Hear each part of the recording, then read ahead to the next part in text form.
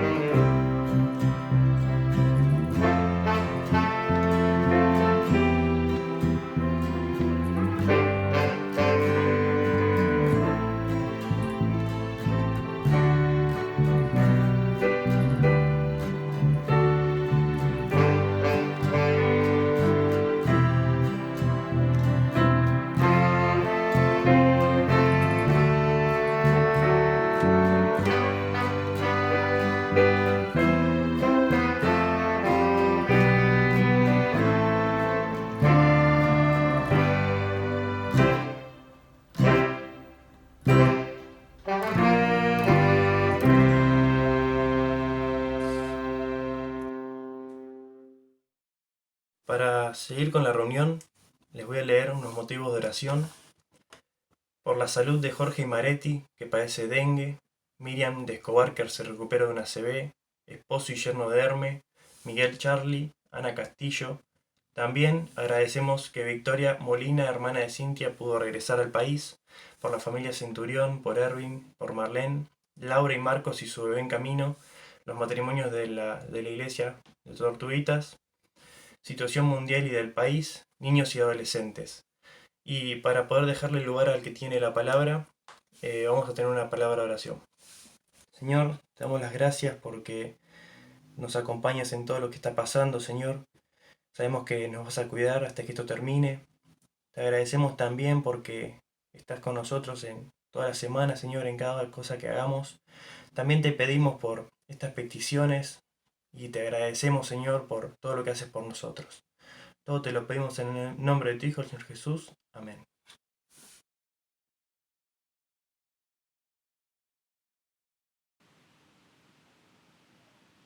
Hola, muy buenas noches. ¿Cómo están? Continuamos en el día de hoy con nuestra meditación en la epístola del apóstol San Pablo a los Efesios. Y el tema que vamos a mirar o comentar en esta noche va a ser la oración de Pablo. Podríamos decir que la oración es una de las gracias o dones más importantes para todo ser humano. Aun cuando sea inconsciente yo de esa importancia, o cuando conscientemente le quite importancia o no le dé el verdadero lugar a la oración, sigue siendo igualmente una de las gracias o dones más importantes para todo ser humano. Al mirar la oración, podríamos decir desde nuestra óptica humana, tenemos que decir que sin la oración, por ejemplo, no podríamos haber llegado a ser salvos. Ustedes dirán, pero nosotros no somos salvos por la oración, somos salvos por la gracia de Dios. Y es lo que dice el capítulo 2 de la Epístola a los Efesios. Por gracia sois salvos por medio de la fe, y esto no de vosotros, pues es don de Dios. Texto muy conocido. Por gracia y por medio de la fe somos salvos. Pero para ejercitar la fe y acceder a la gracia, ¿qué tenemos que hacer? Tenemos que orar. Entonces, por eso digo que sin la oración no podríamos haber llegado a ser salvos. Por medio de la oración, en humildad, en humillación, llegamos a la persona del Señor Jesús, confesamos nuestros pecados y obtenemos el don de la salvación y de la fe. Si hubiese alguien que tiene dudas respecto a esto, que no está seguro de su salvación y en este momento está dudando acerca de qué va a pasar con él o con su alma el día que pase de este mundo a la eternidad, o sea, después de la muerte, tiene que saber que sin la oración de fe en la persona del Señor Jesucristo y en su obra, no hay salvación. Por eso te invito en este mismo momento que así, de forma sencilla, donde estás, ores al Señor y hagas esta oración de fe, reconociendo tus pecados, reconociendo que Él derramó su gracia en la persona del Señor Jesús, mostró su amor allí en la cruz, pagó por tus pecados, y al reconocer eso y al pedir perdón, el Señor Jesús te salvará. La oración de fe es entonces una de las gracias o dones más grandes y más importantes para todo ser humano. Pero además tenemos que decir, o podríamos decir, que es la primera cosa que el cristiano hace en el Espíritu. En la Biblia se nos insta a obrar en el Espíritu. Y esta es una de las primeras cosas que el cristiano hace en el Espíritu, orar en el Espíritu. Allí en el capítulo 6 y versículo 18 nos dice el apóstol Pablo que debemos orar en todo tiempo, con toda oración y súplica en el Espíritu. Y esta oración de fe que hemos hecho al principio, cuando conocimos a Dios, cuando escuchamos el Evangelio, entonces es la primera cosa que el cristiano hace en la voluntad de Dios, o sea, en el Espíritu. Pero no es la única vez que el cristiano debe orar, o la única vez que el cristiano debe estar en el Espíritu. En el capítulo 5 y el versículo 18 nos dice que debemos ser llenos del Espíritu en todo momento. Entonces la oración, una de las gracias o dones más importantes para todo ser humano, y la primera cosa que el cristiano hace en el Espíritu o en la voluntad de Dios. Vamos ahora sí a nuestro comentario, a nuestro tema del día de hoy. En la Epístola a los Efesios vamos a leer el capítulo 1 y el versículo 16. Dice allí Pablo: no ceso de dar gracias por vosotros, haciendo memoria de vosotros en mis oraciones. Esta es la oración de Pablo. Pablo era una persona de oración y la gratitud en la oración siempre estaba presente. Es la característica, podríamos decir, en la mayoría de sus epístolas. Hay algunas excepciones, como pueden ser, por ejemplo, la epístola a los Gálatas o primera Timoteo y Tito, pero en la mayoría de sus epístolas tenemos la gratitud en las oraciones. Efesios es una de las 4 cartas escritas por el apóstol Pablo y que se llaman las cartas de la prisión o las cartas o epístolas de la cárcel, porque Pablo las escribió cuando estuvo preso y eso lo encontramos en Hechos capítulo 28, verso 30, donde nos dice que él estuvo allí preso en una casa alquilada, una especie de prisión domiciliaria donde podía recibir a las personas, donde podía escribir con tranquilidad y enviar estas epístolas a las iglesias. Y desde allí escribió Efesios y las otras 3 epístolas de la cárcel. Las otras 3 son Filipenses, Colosenses y Filemón. En ellas encontramos la salutación y luego inmediatamente la oración de gratitud del apóstol Pablo. En las 4 cartas, incluida la de Efesios, el motivo de la gratitud en las oraciones de Pablo o en la oración es la fe. En este caso es la fe de los efesios o de los hermanos o de la iglesia en Éfeso. La fe que ellos ejercitaban en la vida diaria, la vida de fe. Dice ahí el versículo 15, por esta causa también yo, habiendo oído de vuestra fe en el Señor Jesús y de vuestro amor para con todos los santos, no ceso de dar gracias. La fe era el motivo, era lo que lo movía a Pablo a agradecer. Los efesios o los hermanos de Éfeso habían recibido el don de la salvación por medio de la fe que hemos citado hace un momento, capítulo 2 y versículo 8, por gracia sois salvos por medio de la fe, y esto no de vosotros, pues es don de Dios. Habían recibido el don de la salvación y de la fe. Pero además, estos hermanos, esta iglesia, ellos estaban creciendo en la fe. Y crecer en la fe es una de las 7 necesidades primordiales de la iglesia. Crecer en la fe. Las voy a mencionar. La iglesia es primordialmente necesario que crezca primero en la gracia, segundo en amor, tercero en fe, cuarto en la salvación, quinto en madurez, sexto en servicio y séptimo en número. Entonces es importante, imprescindible, que la iglesia crezca en estas 7 cosas. La fe de los efesios o de los hermanos de Éfeso había motivado la oración de Pablo.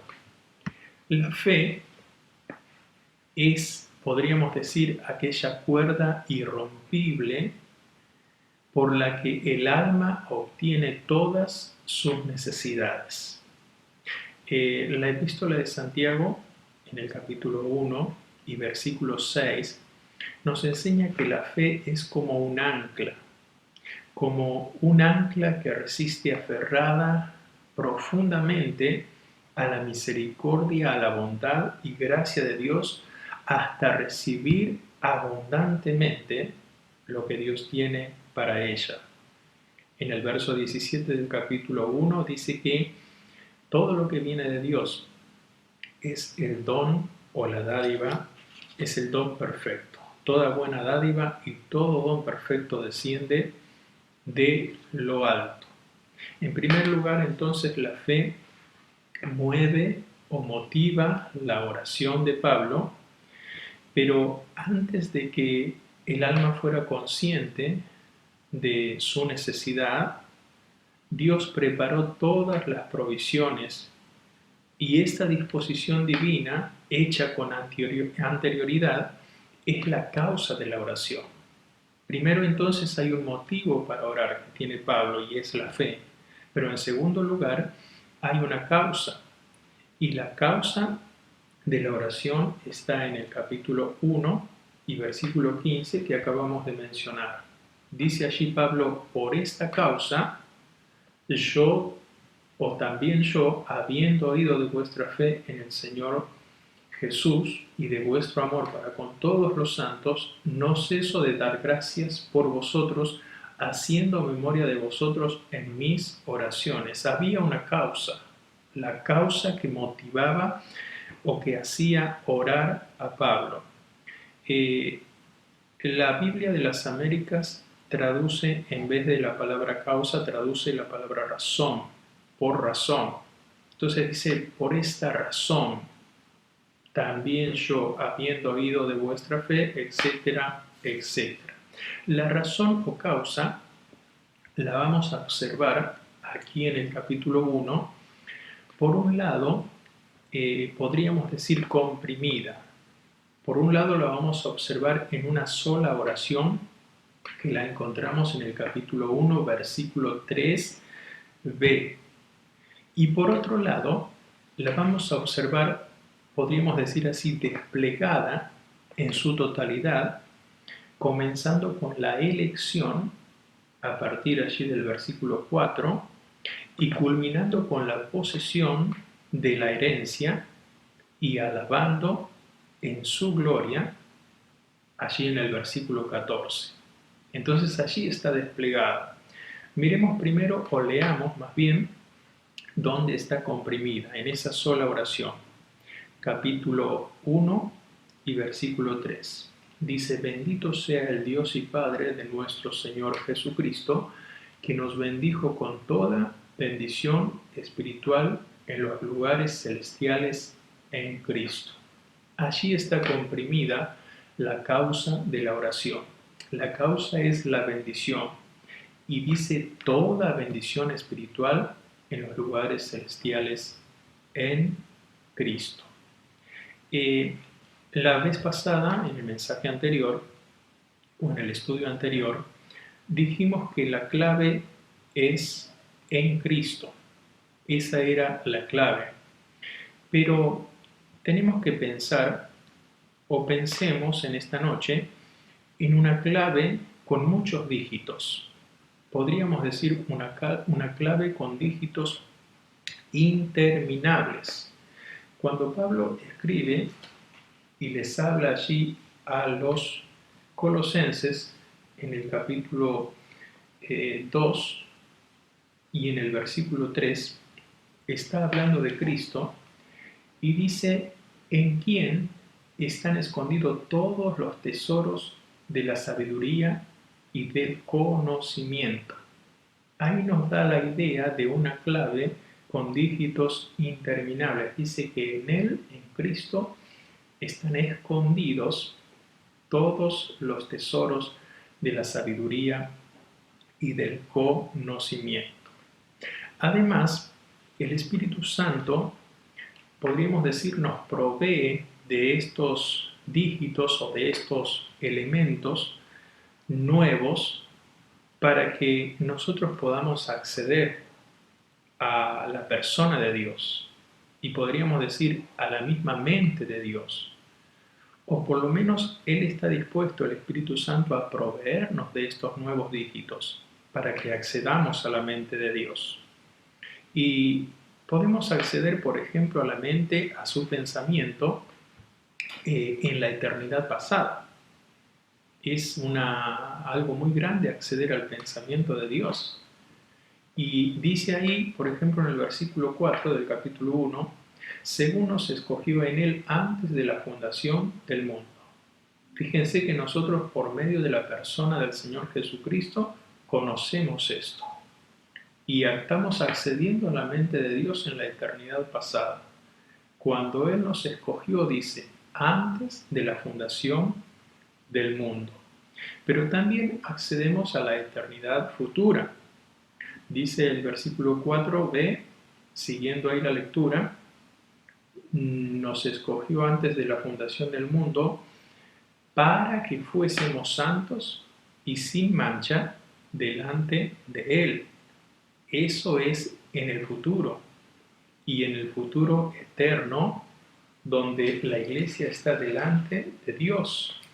Miramos el capítulo 5 de Efesios, y en el versículo 27, Efesios capítulo 5, verso 27, hablando de la iglesia, dice: a fin de presentársela a sí mismo una iglesia gloriosa, que no tuviese mancha ni arruga ni cosa semejante, sino que fuese santa y sin mancha, a fin de presentársela la eternidad futura.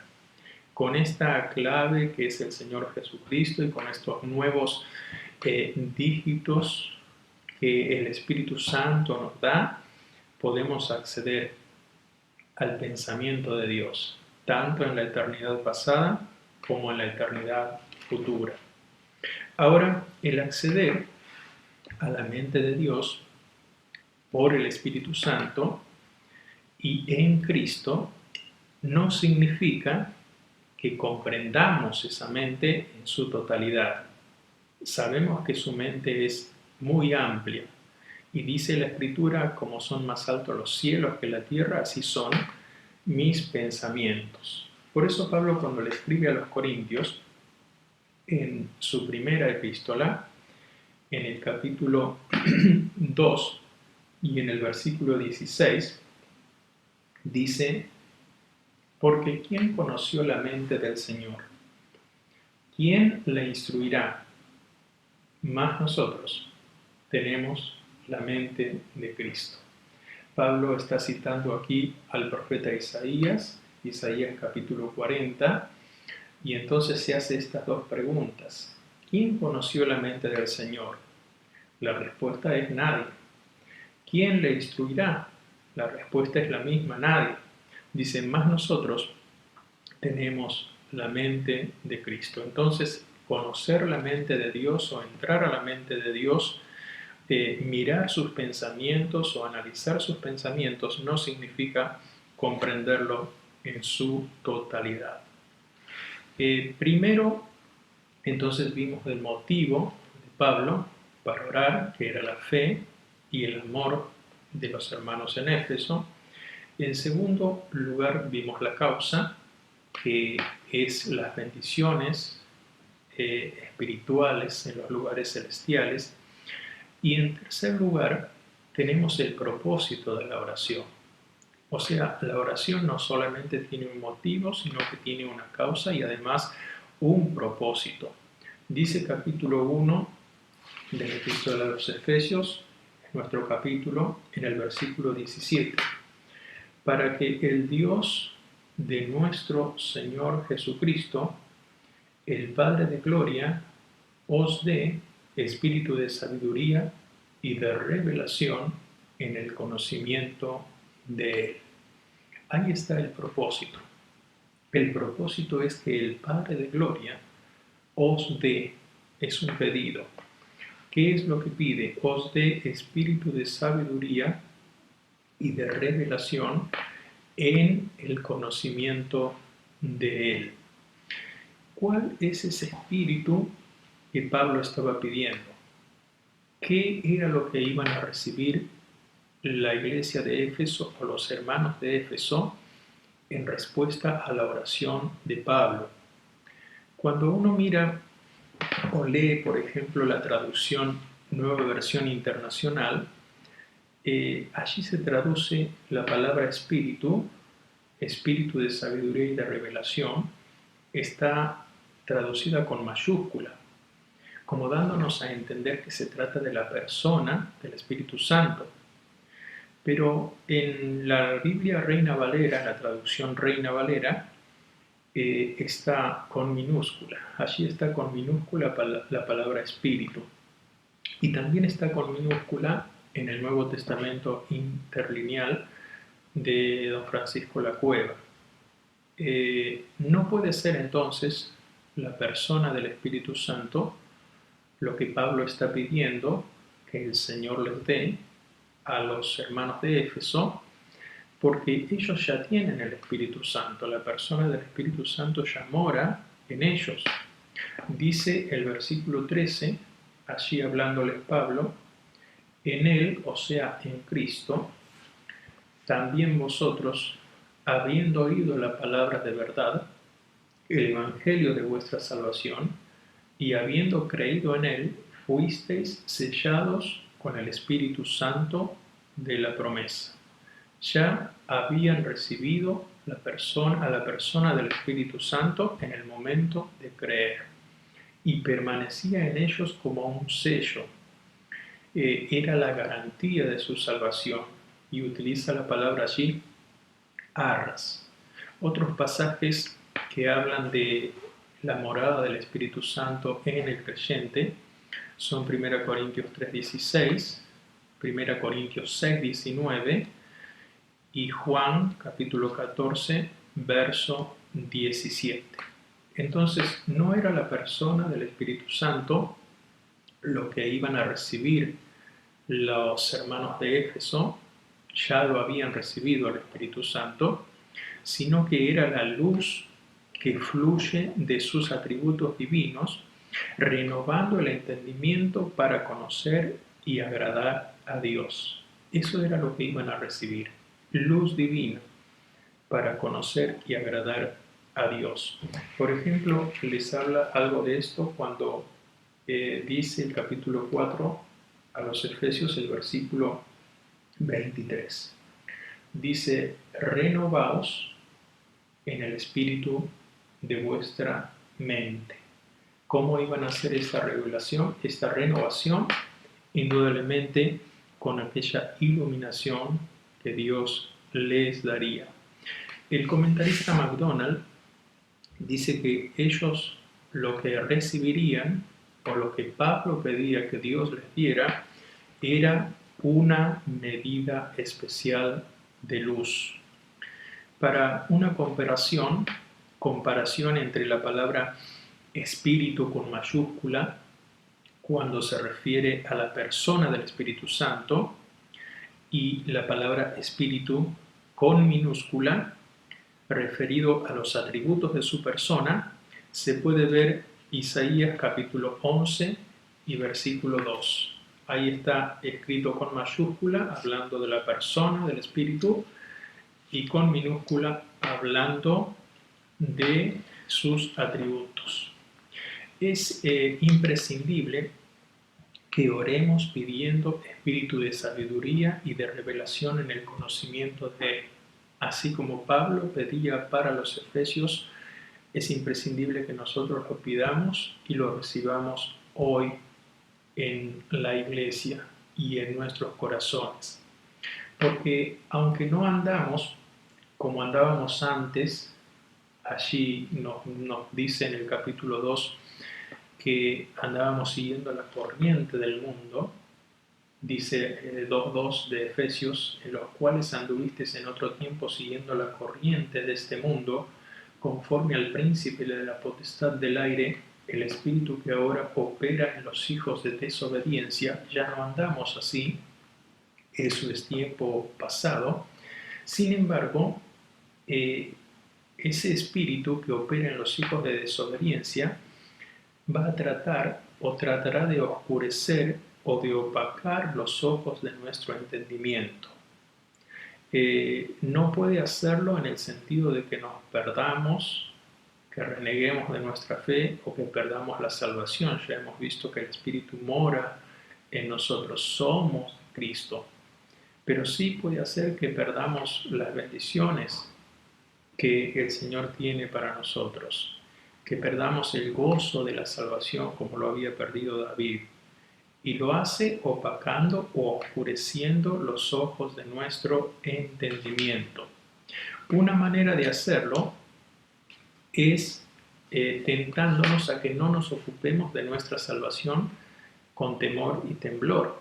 Cuando le escribe a los filipenses, Pablo dice, ocupaos de vuestra salvación con temor y temblor. Filipenses 2:12.